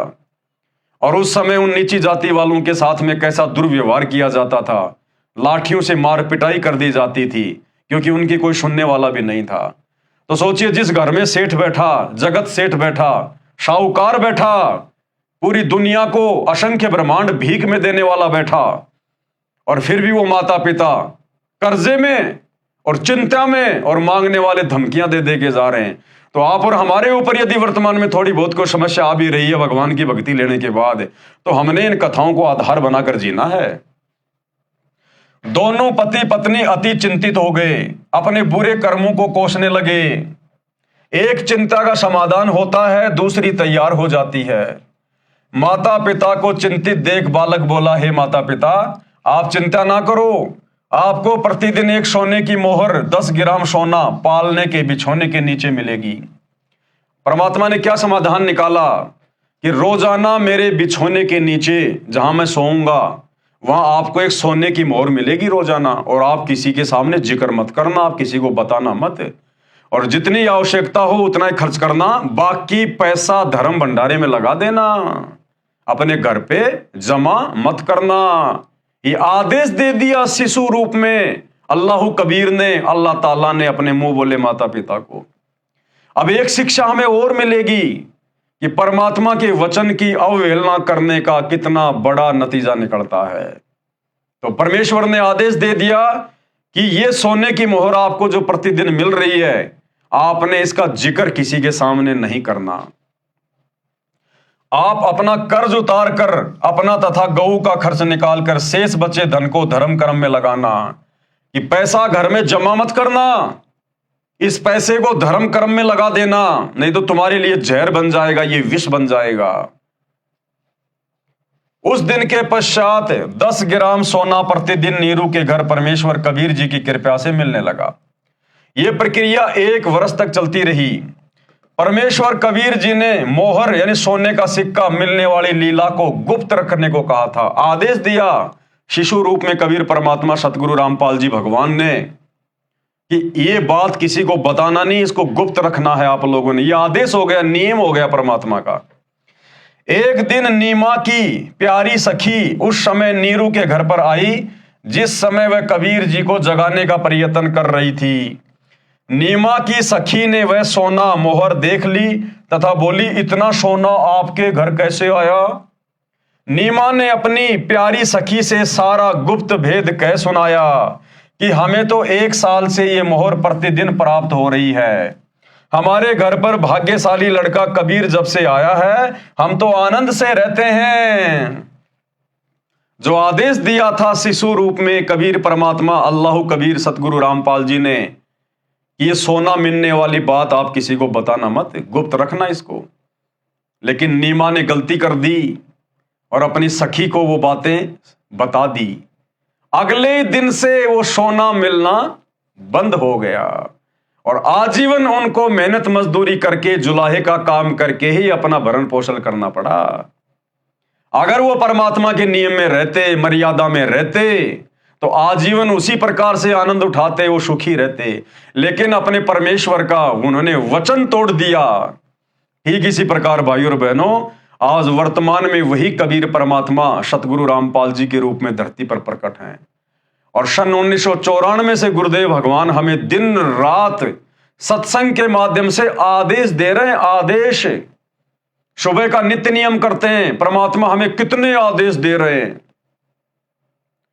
नाम दीक्षा के समय गुरुदेव भगवान हमें मर्यादा देते हैं, नियम बताते हैं, वो उनके आदेश हैं और ये परमात्मा का वचन है। ध्यान रखना, ये किसी का सगा नहीं है। जब इनके खुद के मुंह बोले माता पिता ने नियम तोड़े, तो दूसरे दिन से वो लाभ मिलना बंद हो गया। इसी प्रकार यदि हम अपने गुरुदेव भगवान का कोई भी वचन, कोई भी आदेश, कोई भी मर्यादा यदि तोड़ेंगे, उसकी उल्लंघना करेंगे, तो हमारे साथ भी वही होगा।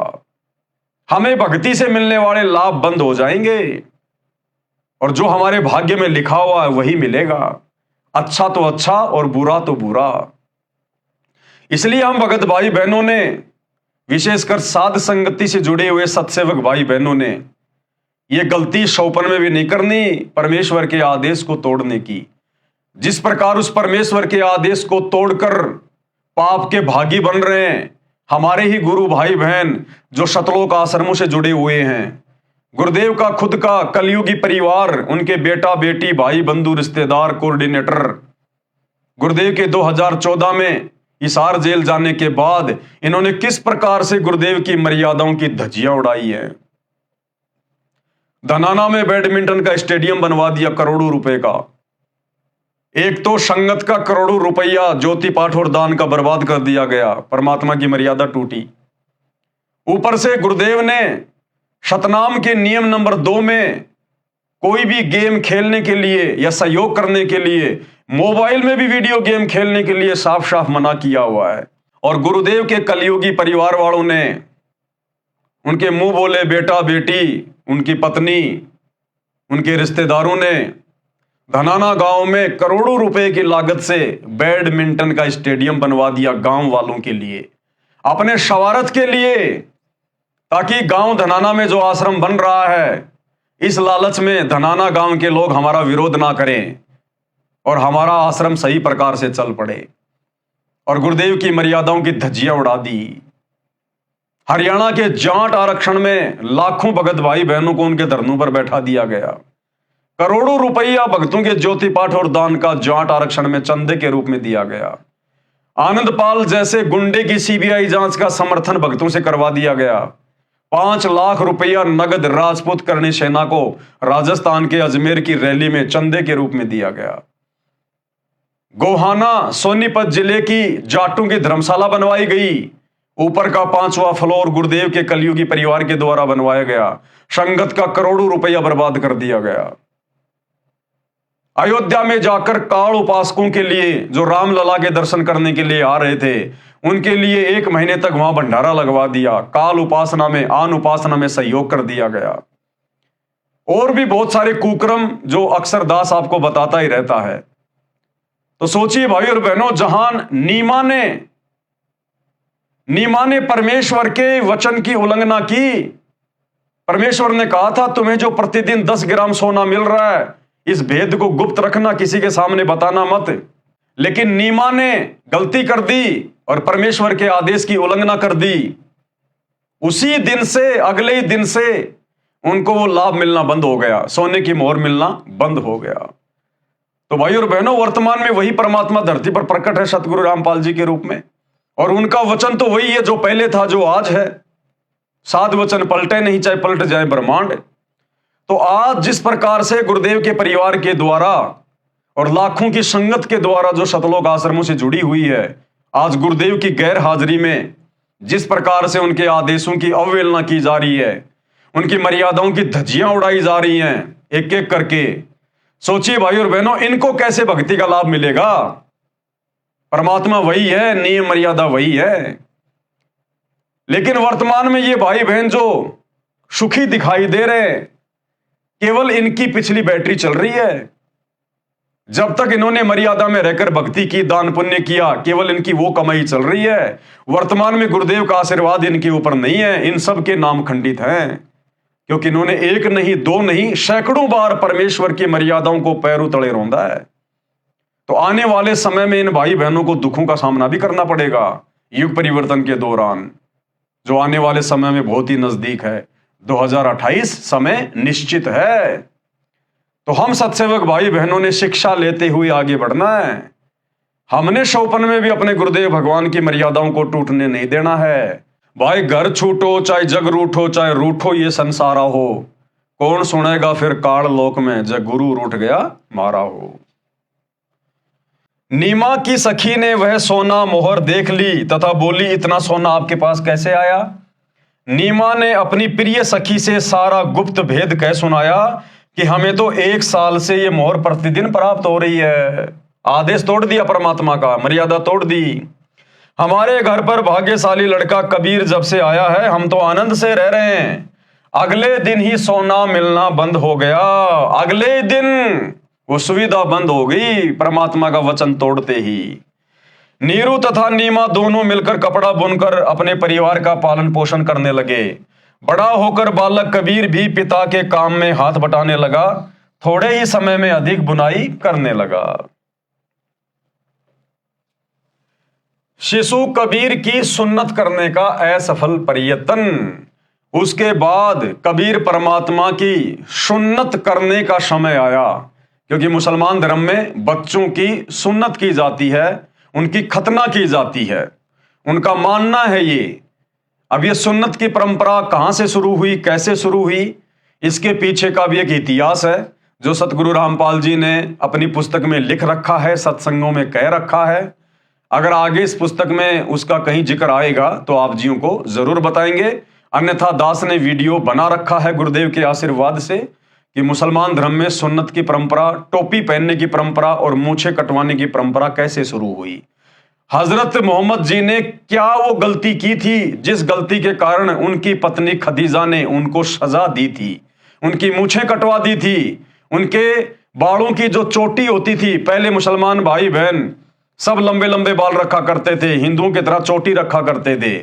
तो हजरत मोहम्मद की पत्नी खदीजा ने नाराज होकर हजरत मोहम्मद को सजा देने के लिए उनकी चुटिया कटवा दी, उनकी मूछें कटवा दी, उनको बेइज्जत करने के लिए, और उनके लिंग के आगे की चमड़ी कटवा दी। ये सजा थी। इस बात को हजरत मोहम्मद ने मुसलमानों से छुपाया अपनी बेइज्जती के डर से, और उन्होंने ये 3 चीजें मुसलमान धर्म में एक पहचान के तौर पर शुरू करवा दी। शिशु कबीर की सुन्नत करने का असफल प्रयत्न। शिशु रूपधारी कबीर देव की सुन्नत करने का समय आया तो पूरा जन समूह संबंधियों का इकट्ठा हो गया। नाई जब शिशु कबीर जी के लिंग को सुन्नत करने के लिए कैंची लेकर गया तो परमेश्वर ने अपने लिंग के साथ एक लिंग यानी जो पेशाब इंद्री है और बना दिया। फिर उस सुन्नत करने को तैयार व्यक्ति की आंखों के सामने 3 लिंग और बढ़ते दिखाई दिए। कुल 5 लिंग एक बालक के देखकर वह सुन्नत करने वाला आश्चर्य में पड़ गया। तब कबीर जी शिशु रूप में बोले, भैया एक ही लिंग की सुन्नत करने का विधान है कि तुम्हारे मुसलमान धर्म में एक ही लिंग की, एक ही पेशाब इंद्री की सुन्नत की जाती है। बोल, शेष 4 की सुन्नत कहां करानी है, जल्दी बोल। शिशु को ऐसे बोलते सुनकर तथा 5 लिंग बालक के देखकर नाई ने अन्य उपस्थित व्यक्तियों को बुलाकर वह अद्भुत दृश्य दिखाया। परमात्मा ने लीला को जन्म देना था और नाई से कहा, भैया तुम्हारे धर्म में तो एक ही पेशाब इंद्री की, एक ही लिंग की सुन्नत करने का आदेश है ना। अब बता बाकी लिंग का कहां कराऊं सुन्नत में, जल्दी बोल, समय नहीं है मेरे पास में। तो जो मुसलमान नाई था वो बेचारा डर गया और उसने दूसरे जो मुसलमान वहां बैठे हुए थे उनको जाके बताया कि भाई देखो क्या चमत्कार हो गया, क्या लीला हो गई। और सारे लोग उठकर आए तो देखा कि एक ही बच्चे के 5-5 पेशाब इंद्री, 5-5 लिंग। सब बड़े आश्चर्य में पड़ गए। सर्व उपस्थित जन समूह ये देखकर अचंभित हो गया, आपस में चर्चा करने लगे, ये अल्लाह का कैसा कमाल है। एक बच्चे को 5 पुरुष लिंग, ये देखकर बिना सुन्नत किए ही चला गया। बच्चे के 5 लिंग होने की बात जब नीरू व नीमा को पता चला तो कहने लगे, आप क्या कह रहे हो, ये नहीं हो सकता। दोनों बालक के पास गए तो शिशु को केवल एक ही पुरुष लिंग था, 5 नहीं थे। परमात्मा ने लीला को वापस समेट लिया। तब उन दोनों ने उन उपस्थित व्यक्तियों से कहा, नीरू और नीमा ने, आप क्या कह रहे थे, देखो कहां है, बच्चे के 5 लिंग केवल एक ही है। उपस्थित सभी व्यक्तियों ने पहले आंखों देखे थे 5 पुरुष लिंग तथा उस समय केवल एक ही लिंग यानी पेशाब इंद्री को देखकर आश्चर्यचकित हो गए। उदाहरण बनाना था परमात्मा ने आज वर्तमान समय के लिए, और उस समय उन काजी मुल्लाओं को परमात्मा ने एक शिक्षा दी और क्या कहा। तब शिशु रूपधारी परमेश्वर बोले, हे भोले लोगो, वो कादिर अल्लाह, अल्लाह कबीर, अल्लाह ताला शिशु रूप में बोला, हे काशी के लोगों, आप लड़के का लिंग किस लिए काटते हो। क्या लड़के को बनाने में अल्लाह यानी परमेश्वर ने चूक कर दी जिसे आप ठीक करते हो। क्या आप परमेश्वर से भी बढ़कर हो। यदि आप लड़के के लिंग की चमड़ी आगे से काटकर सुन्नत करके उसे मुसलमान बनाते हो तो लड़की को मुसलमान कैसे बनाओगे। भाई मुसलमान धर्म में तो केवल लड़कों की सुन्नत की जाती है और कहते हैं भाई मुसलमान बन गया, तो लड़कियों की सुन्नत कैसे करोगे। इसका मतलब मुसलमान धर्म में जितनी भी लड़कियां हैं, माता बहनें हैं, वो तो सब हिंदू हैं, वो मुसलमान तो बनी नहीं, उनकी सुन्नत तो हुई नहीं। ना वो टोपी पहनती, ना उनके दाढ़ी मूंछ होती, ना उनकी सुन्नत हुई। तो मुसलमान धर्म में जितने भी माता बहनें वो तो सारी की सारी हिंदू हैं। तो परमात्मा कहते हैं नादानो, ये तुम्हारा मनमाना आचरण है, परमात्मा का ऐसा कोई विधान नहीं है। यदि मुसलमान धर्म के व्यक्ति अन्य धर्मों के व्यक्तियों से भिन्न होते तो परमात्मा ही सुन्नत करके लड़के को जन्म देता। हे भोले इंसानों, परमेश्वर यानी अल्लाह के सब प्राणी हैं। कोई वर्तमान में मुसलमान समुदाय में जन्मा है तो वह मृत्यु उपरांत हिंदू या ईसाई धर्म में भी जन्म ले सकता है। इसी प्रकार अन्य धर्मों में जन्मे व्यक्ति भी मुसलमान धर्म व अन्य धर्म में जन्म लेते हैं। ये धर्म की दीवारें खड़ी करके आपसी भाईचारा नष्ट मत करो। ये सर्व काल ब्रह्म की चाल है। ये शैतान का षड्यंत्र है सारा का सारा, तुम्हें आपस में धर्म की जंजीरों में बांध कर बांटने का। कलयुग से पहले अन्य धर्म नहीं थे। कलयुग से पहले द्वापर युग में कोई धर्म नहीं था, ना हिंदू, ना मुसलमान, ना सिख, ना ईसाई। त्रेता युग में कोई धर्म नहीं था। सतयुग में कोई धर्म नहीं था। अगर भगवान ने ही हिंदू मुसलमान बना के भेजने होते तो सतयुग में भी मुसलमान होते। सतयुग में भी सुन्नत का काम शुरू हो जाता। सभी लोग मूछें कटवाते, मुसलमान धर्म वाले टोपी पहनते। लेकिन उस समय तो कोई धर्म नाम की चीज थी नहीं, सभी इंसान थे, मानव थे। इस कलयुग में 3000 साल के अंदर अंदर इस शैतान ने, इस काल ने ये सारे धर्म खड़े कर दिए यहां पर हम इंसानों को आपस में बांटने के लिए। क्योंकि काल को, शैतान को पता था कि वो कबीर परमात्मा आएगा, उनका एग्रीमेंट है, इन जीव आत्माओं को भक्ति करवा कर सतलोक ले जाएगा। इससे पहले पहले मैं इनको इतना गंदा कर दूं, आत्मिक रूप से इतना मैला कर दूं, धर्म और जातियों की जंजीरों में इनको ऐसा जकड़ दूं कि जिस समय वो कबीर परमात्मा धरती पर प्रकट होगा संत रूप में, कोई भी उनकी बात को ना सुने और अपनी अपनी साधना को, इबादत को सच्चा मानकर और उसकी शरण से दूर रहें। तो ये सारा काल का षड्यंत्र था। कलयुग से पहले अन्य धर्म नहीं थे, केवल एक मानव धर्म यानी मानवता ही था। अब कलयुग में काल ब्रह्म ने भिन्न भिन्न धर्मों में बांटकर मानव की शांति समाप्त कर दी है। सुन्नत के समय उपस्थित व्यक्ति बालक मुख से सत उपदेश सुनकर दंग रह गए। माता नीमा ने बालक के मुख पर कपड़ा ढक दिया तथा बोली, घना मत बोल, काजी सुन लेंगे तो तुझे मार डालेंगे, वो बेरहम है बेटा। परमेश्वर कबीर जी माता के हृदय के कष्ट से परिचित होकर सोने का बहाना बनाकर खर्राटे भरने लगे। तब नीमा ने सुख की सांस ली तथा अपने सभी संबंधियों से प्रार्थना की कि आप किसी को मत बताना कि कबीर ने कुछ बोला है, कहीं मुझे बेटे से हाथ धोने पड़े। यानी इतनी चिंतित, जिसके घर में भगवान, घर में परमात्मा और प्रत्यक्ष दिखा रहा है चमत्कार कर करके। अरे भैया, महीने भर का बालक कभी बोलता है क्या? क्या इतने अच्छे अच्छे उपदेश देगा क्या? लेकिन फिर भी वो नहीं समझ पाए कि ये बालक कौन है, और फिर भी उसकी चिंता में कि कोई इसे मार ना दे, कोई इसे मेरे से छीन ना ले। ऋषि रामानंद सेऊ, सम्मन तथा नेकी व कमाली के पूर्व जन्मों का ज्ञान। ऋषि रामानंद जी का जीव सतयुग में विद्याधर ब्राह्मण था, जिसे परमेश्वर सत सुकृत नाम से मिले थे। त्रेता युग में वह वेदविद नामक ऋषि था, जिसको परमेश्वर मुनिंद्र नाम से शिशु रूप में प्राप्त हुए थे। तथा कमाली वाली आत्मा सतयुग में विद्याधर की पत्नी दीपिका थी। त्रेता युग में सूर्य नाम की वेदविग ऋषि की पत्नी थी।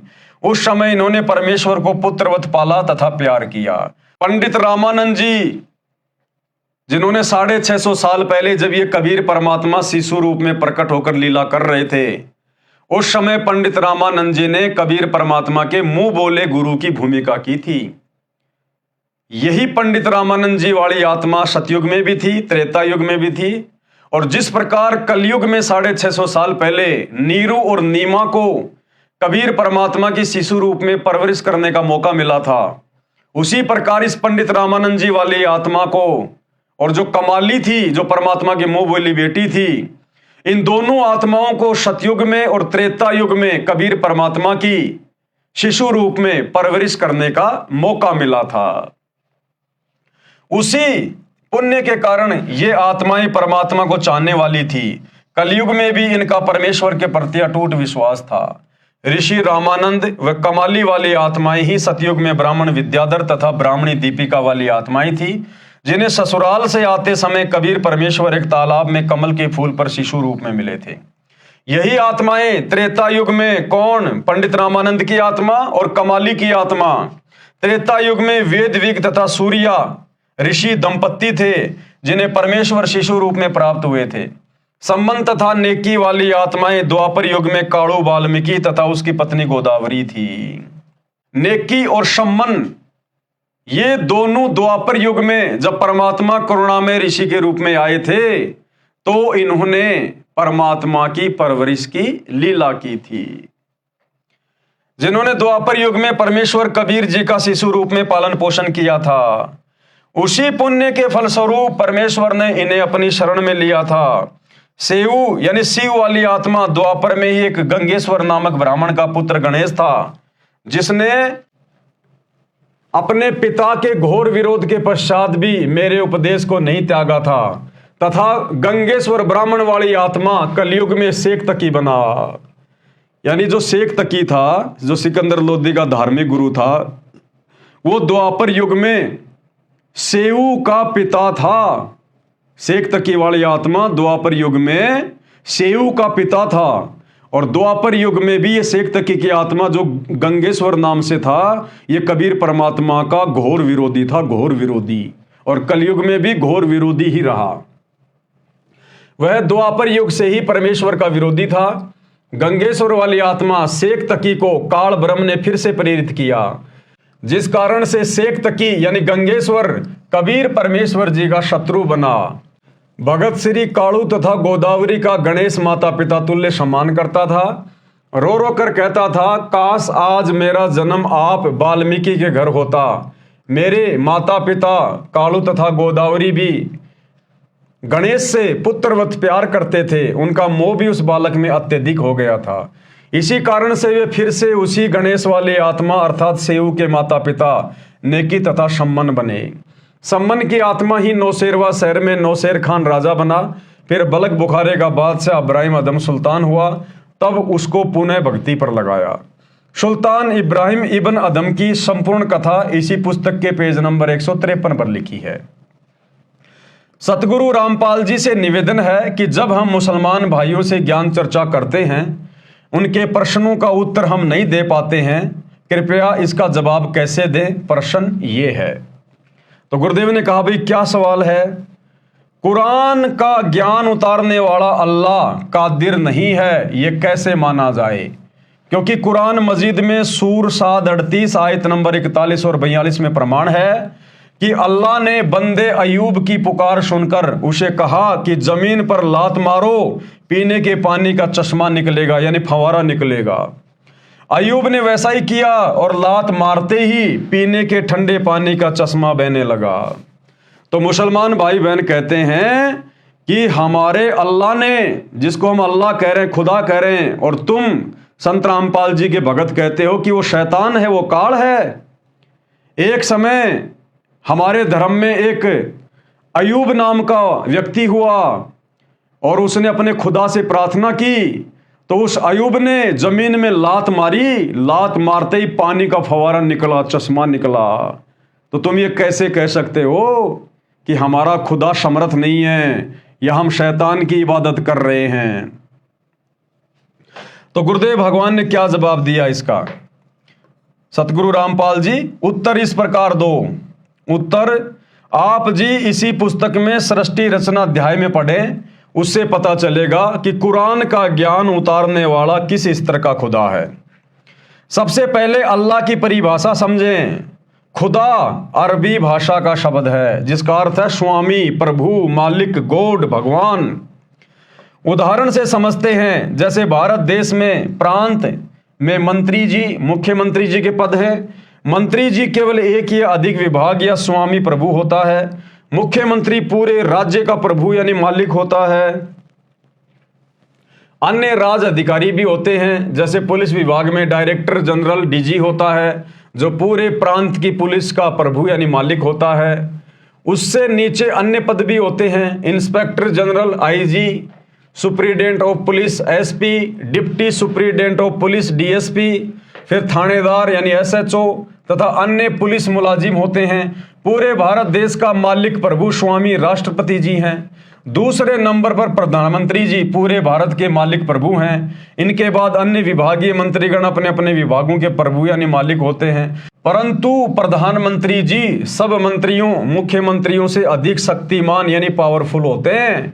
सूक्ष्म वेद में लिखा है कि जो कादिर अल्लाह का बताया हुआ संपूर्ण अध्यात्म ज्ञान है, उसमें कहा है कि कबीर जो जाकी सरना बसे ताको ताकी लाज, और जल सोही मछली चढ़े बह जाते गजराज। अर्थात जो व्यक्ति जिस प्रभु यानी साहब का मित्र है, वह साहब अपने स्तर का लाभ अपने मित्र को तुरंत सम्मान के साथ देता है, जो जन साधारण को नहीं मिल सकता। जैसे किसी का दोस्त थानेदार है, तो वह थाने में किसी के काम के लिए जाता है, तो उसका दोस्त दरोगा उसको सम्मान के साथ कुर्सी पर बैठाता है, चाय पिलाता है और अपने स्तर का काम तुरंत कर देता है। सामान्य जनता जन थाने में प्रवेश करते हुए भी डरता है, काम होना तो दूर की बात है।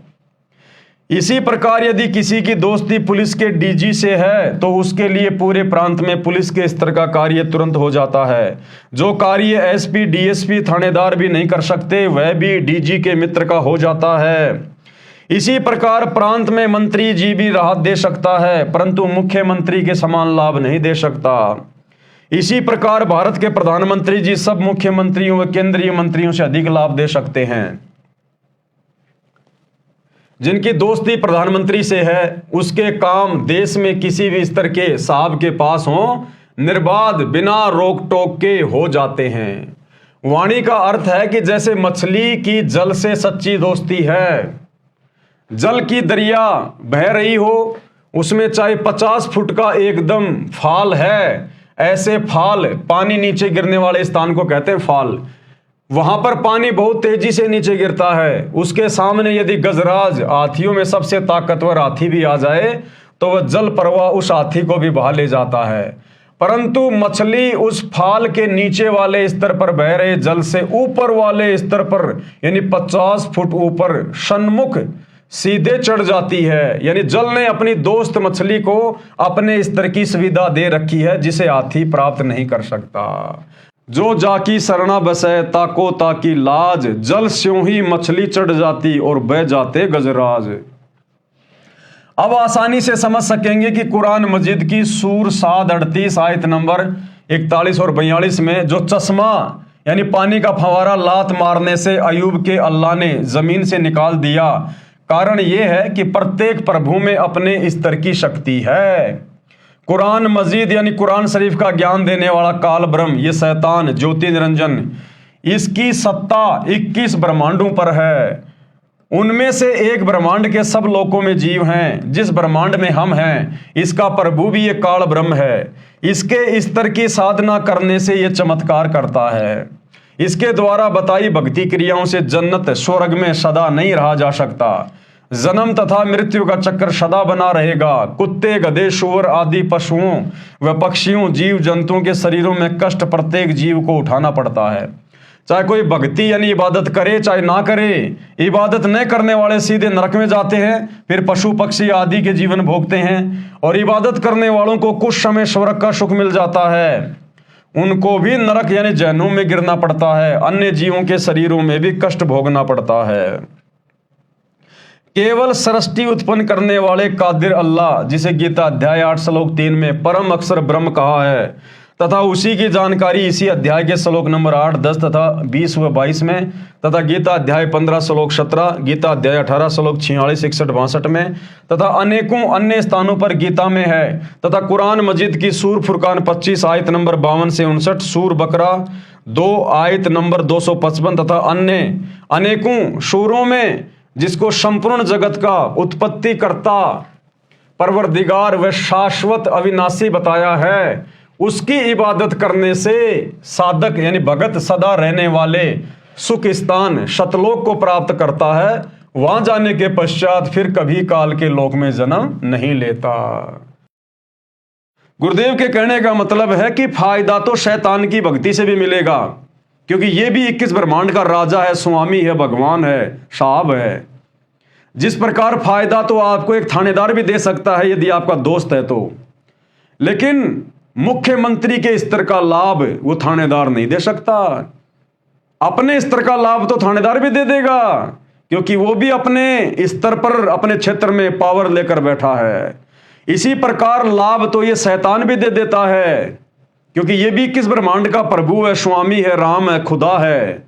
लेकिन इसकी भक्ति से तुम्हारा जन्म मरण का रोग नहीं कटेगा, तुम जहन्नुम का वो कष्ट भोगने से नहीं बच सकते, नरक भोगने से नहीं बच सकते इस शैतान की इबादत से, जिसको तुम खुदा मान के, अल्लाह मान के पूज रहे हो।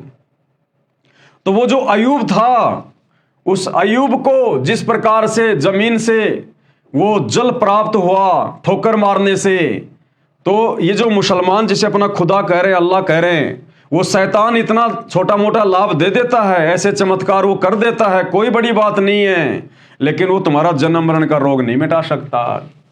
जिस खुदा का भगत अयूब था शैतान का, उसी का भगत भीम था। यानी द्वापर युग में जो 5 पांडव थे, जिनमें एक भाई का नाम था भीम, तो भीम भी काल की भक्ति करता था, शैतान की भक्ति करता था द्वापर युग में।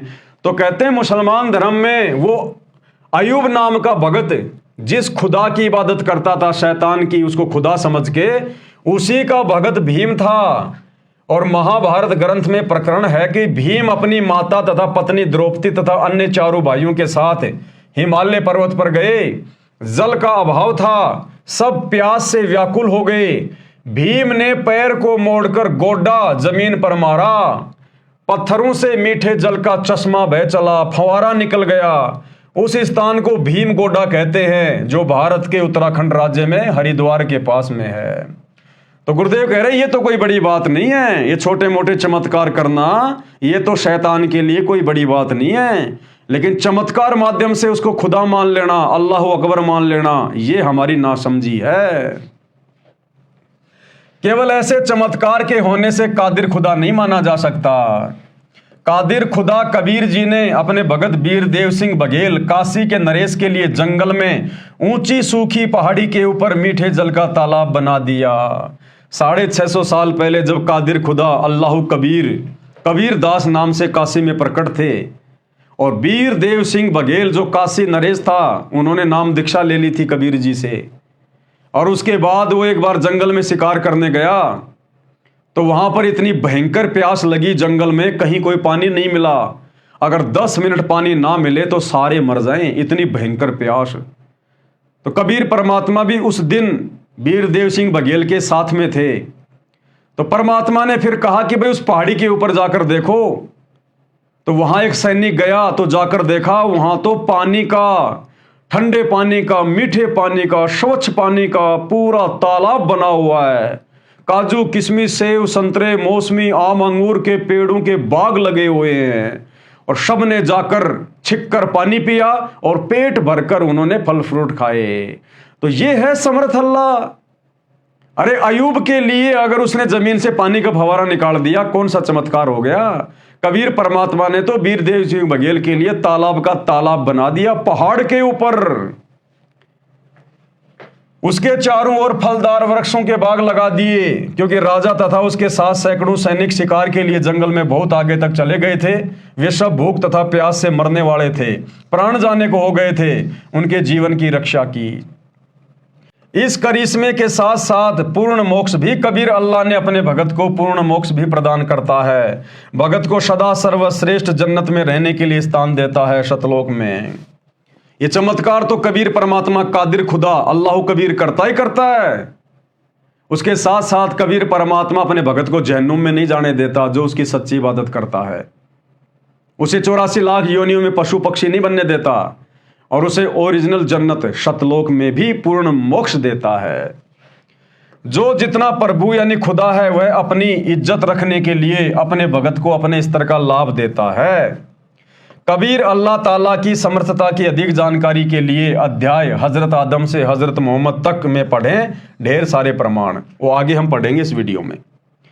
अगला सवाल, कुरान मजीद की सूर 7:38 आयत नंबर 45 से 51 में हमारे यानी मुसलमानों के अल्लाह ने बताया है कि जो हमारे बंदों इब्राहिम और इसहाक और याकूब, इस्माइल और अल यश तथा जुल्किफ्ल जैसे नेक व परहेजदार होंगे उनके लिए जन्नत के दरवाजे खुले होंगे। वे वहां पर तकिए लगाकर बैठेंगे। उनके खाने के लिए बहुत सारे मेवे व फल होंगे तथा पीने के लिए शराब होगी। अब बताओ, जन्नत में शराब, और फिर कहते हैं जन्नत में सारे सुख हैं, वहां कोई दुख नहीं है। अरे जिस जन्नत में फ्री में शराब मिलती हो, तुम्हारा अल्लाह जिस जन्नत में तुम्हें फ्री में शराब पिलाता हो, फ्री में तुम्हारे सामने लड़कियां पेश करता हो, उस जगह कभी शांति हो सकती है? अरे जिस घर में, जिस गांव में कोई वेश्यावृत्ति का धंधा शुरू हो जाए, दारू का ठेका खुल जाए और लोगों को फ्री में खाने को मिले, वो गांव तो नरक बन जाता है, नरक। वहां तो बढ़वागिरी शुरू हो जाएगी, वेश्यावृत्ति शुरू हो जाएगी, तगड़ी नस्लें बिगड़ जाएंगी। और ये मुसलमान भाई कहते हैं हमारा अल्लाह जन्नत में जाने के बाद हमें फ्री में शराब पिलाएगा है, और फ्री में वहां पर हमारे लिए लड़कियां आएंगी, हम उम्र की लड़कियां आएंगी, और फिर कहते हैं वहां बहुत सुखी हैं। अब परमात्मा सदगुरु रामपाल जी बता रहे हैं क्या है वहां। खाने के लिए बहुत सारे मेवे तथा फल होंगे तथा पीने के लिए शराब होगी तथा उनके पास नीची निगाह रखने वाली शर्मीली हम उम्र की बीवियां यानी पत्नी होंगी। हम उम्र की, क्या इस जन्नत में भगत सदा सुख से नहीं रहेंगे?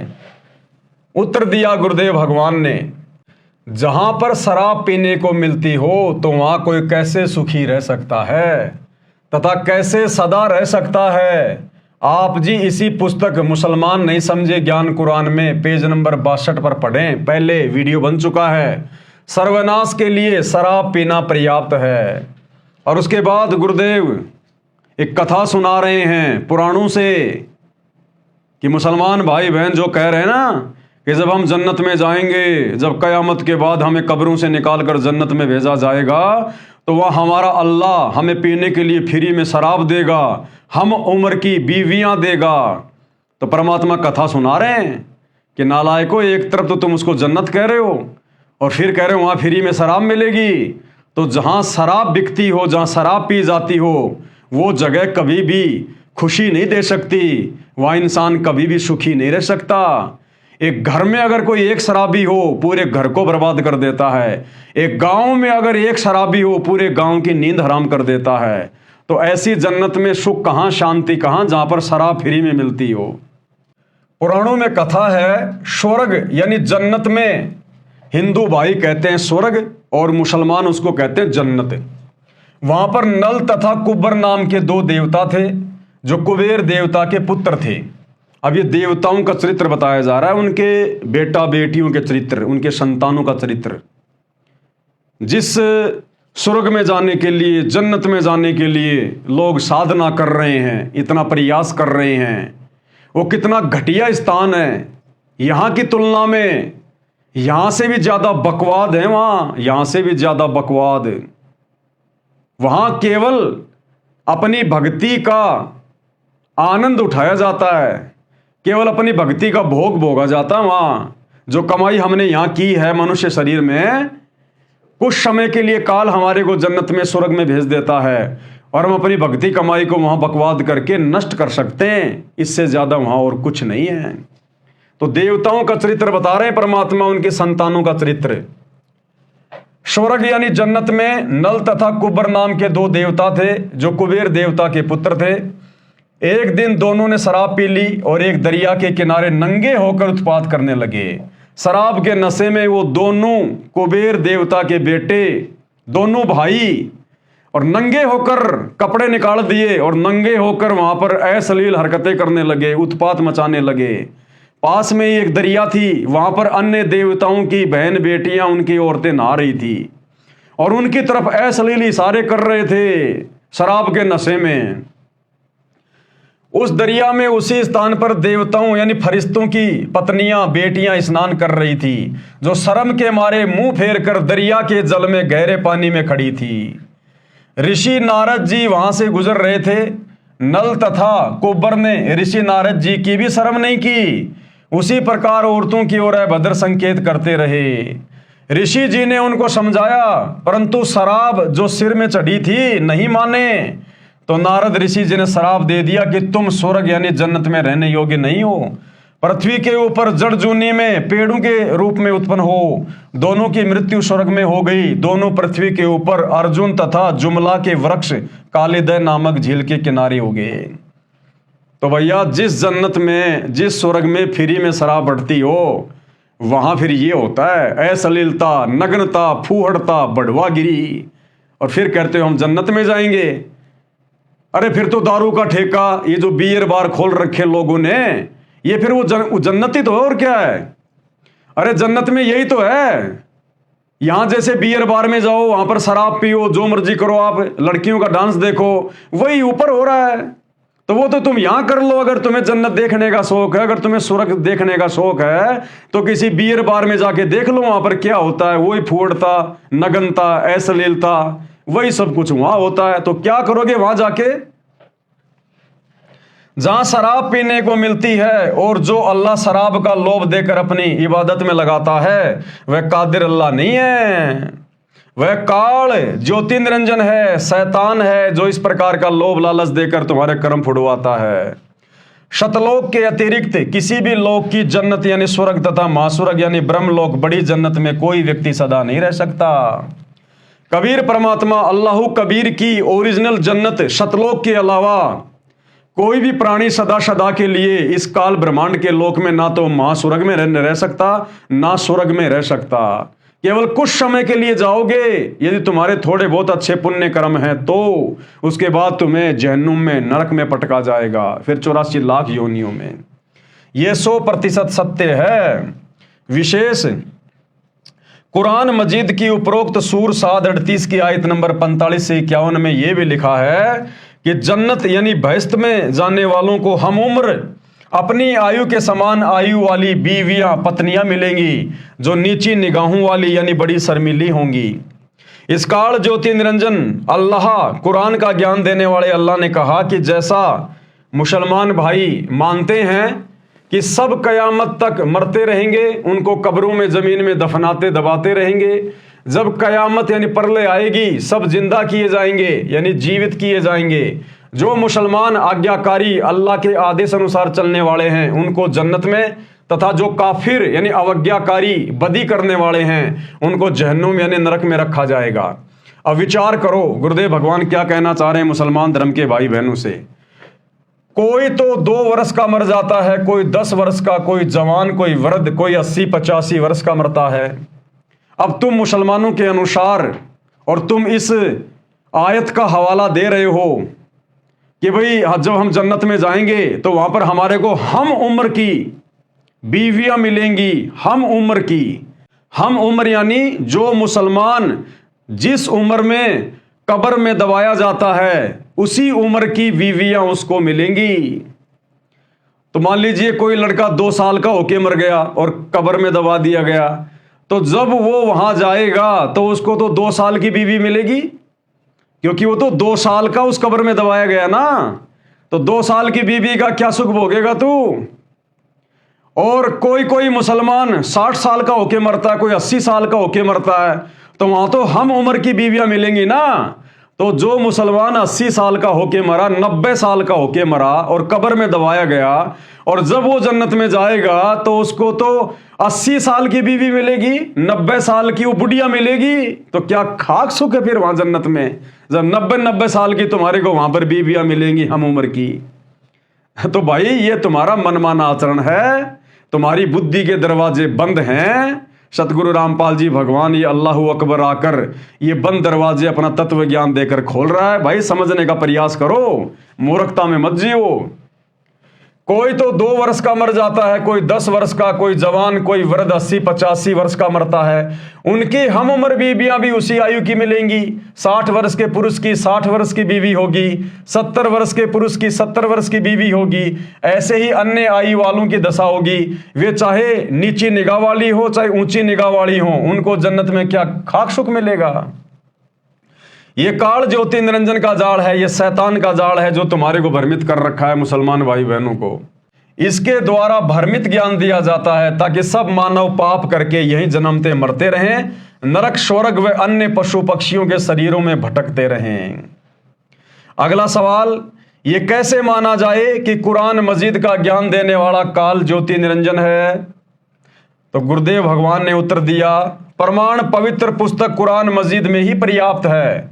आप जी को ये तो ज्ञान है कि हजरत आदम से लेकर हजरत मोहम्मद तक का खुदा एक ही है, यानी शैतान जिसने हजरत मूसा के ऊपर तौरात पुस्तक को उतारा, हजरत दाऊद के ऊपर जबूर को उतारा, हजरत ईसा के ऊपर इंजिल को उतारा और हजरत मोहम्मद जी पर कुरान शरीफ को उतारा। हजरत मूसा जी को भी पवित्र पुस्तक तौरात उसी ने प्रदान की यानी नाजिल की थी। कुरान मजीद सूर अल कसम 28 आयत नंबर 29 और 32 में तथा सूर ताहा 20 आयत नंबर 9 से 23 में लिखा है कि हजरत मूसा ने तुर यानी कातुर पर्वत के ऊपर आग जलती यानी ज्योति देखी। उसने अपने परिवार के लोगों से कहा, तुम सब यहीं ठहरो, मैं उस आग से तुम्हारे लिए अंगार ले आता हूं। जब मूसा उस आग के निकट पहुंचा तो देखा कि वह लकड़ी से जलने वाली आग नहीं है, वह तो अलौकिक प्रकाश है। उस रोशनी से आवाज आई कि हे मूसा, मैं तेरा रब हूं। ये शैतान, ये काल, ये ब्रह्म, ये किसी के सामने अपने ओरिजिनल रूप में प्रत्यक्ष प्रकट नहीं होता, किसी को दर्शन नहीं देता। इसने कसम खा रखी है, सौगंध खा रखी है, इसको श्राप लगा हुआ है।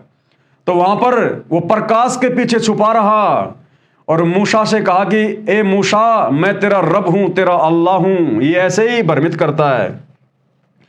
तू जूती उतार कर नंगे पैरों से इस पर्वत पर चढ़।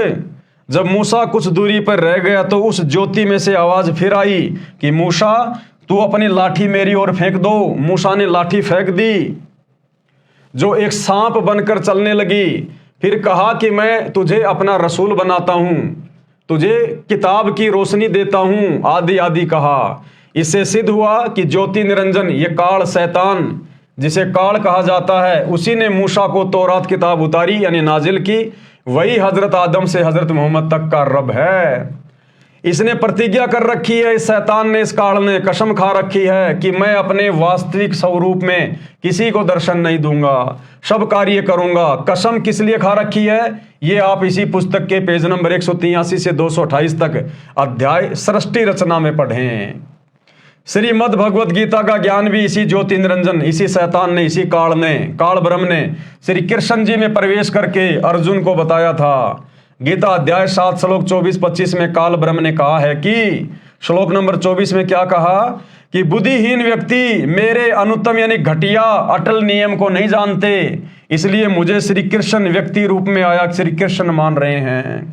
ये काल कह रहा है कि ये बुद्धिहीन प्राणी मेरे घटिया नियम से अपरिचित हैं कि मैं किसी के सामने प्रत्यक्ष प्रकट नहीं होता, और मैं श्री कृष्ण में भूत की तरह प्रवेश करके जो गीता का ज्ञान दे रहा हूं ना, तो ये जन समुदाय ये सोच रहा है कि श्री कृष्ण ज्ञान दे रहा है, श्री कृष्ण गीता बोल रहा है, लेकिन ये कृष्ण नहीं बोल रहा। कृष्ण के अंदर मैं काल प्रवेश करके ये ज्ञान बोल रहा हूं, क्योंकि मैं इसी प्रकार से लोगों के सामने आता हूं, अपने ओरिजिनल रूप में नहीं आता। श्लोक नंबर 25, मैं अपनी योग माया से यानी शक्ति से छिपा रहता हूं। ये काल कहता है मैं किसी के सामने नहीं आता, किसी के प्रत्यक्ष नहीं होता। यह अज्ञानी जन समुदाय कभी मनुष्य की तरह जन्म न लेने वाले को नहीं जानता। अर्थात ज्योति निरंजन काल ने स्पष्ट कर दिया कि मेरा अटल नियम है कि मैं छिपा रहता हूं, सबके सामने कभी प्रत्यक्ष नहीं होता, सब कार्य छुपकर करता रहता हूं। गीता अध्याय 11 श्लोक 32 में स्पष्ट किया है कि मैं काल हूं, साफ साफ कह रहा है कि मैं काल हूं श्री कृष्ण में प्रवेश करके, जबकि श्री कृष्ण जी ने उससे पहले कभी नहीं कहा अपने जीवन में कि मैं काल हूं, और ना महाभारत के युद्ध के बाद कभी कहा कि मैं काल हूं। लेकिन उस समय महाभारत के युद्ध के दौरान श्री कृष्ण जी के अंदर यह काल प्रवेश था, तो कह रहा है कि मैं काल हूं। अध्याय 11 श्लोक 32 में स्पष्ट किया है कि मैं काल हूं, और सबका नाश करने के लिए अब श्री कृष्ण में आया हूं, यानी कृष्ण के शरीर में प्रवेश हुआ हूं। इसी श्री कृष्ण के शरीर में प्रवेश करके श्रीमद् भगवत गीता का ज्ञान बोला था। ऐसे ही चारों किताबों, मुसलमानों के जो 4 आसमानी पुस्तकें हैं, जबूर, तौरात, इंजिल तथा कुरान का ज्ञान गुप्त रहकर बताया है, सामने आके नहीं बताया, गुप्त होकर बताया। ये कादिर सृष्टि की उत्पत्ति करने वाला अल्लाह नहीं है, कबीर खुदा ने इसको काल कराल यानी शैतान कहा है। तो भाइयों और बहनों, आज के वीडियो में हम केवल इतना ही लेंगे। कल हम आगे बढ़ेंगे पेज नंबर 91 से, और देखेंगे कि कबीर परमात्मा, अल्लाह अकबर, कादिर अल्लाह, सतगुरु रामपाल जी भगवान ने और क्या जानकारी मुसलमान धर्म से जुड़े हुए भ्रमित भाई बहनों को समझाने की दृष्टि से लिखी है। कल रात्रि 8 बजे सभी भाई बहन फिर से लाइव जुड़िए। तब तक गुरुदेव भगवान हम सबको आज्ञा दें, इजाजत दें, सद्बुद्धि दें, आशीर्वाद दें। बंदी छोड़ अल्लाह कबीर सतगुरु रामपाल जी परमेश्वर जी की जय हो।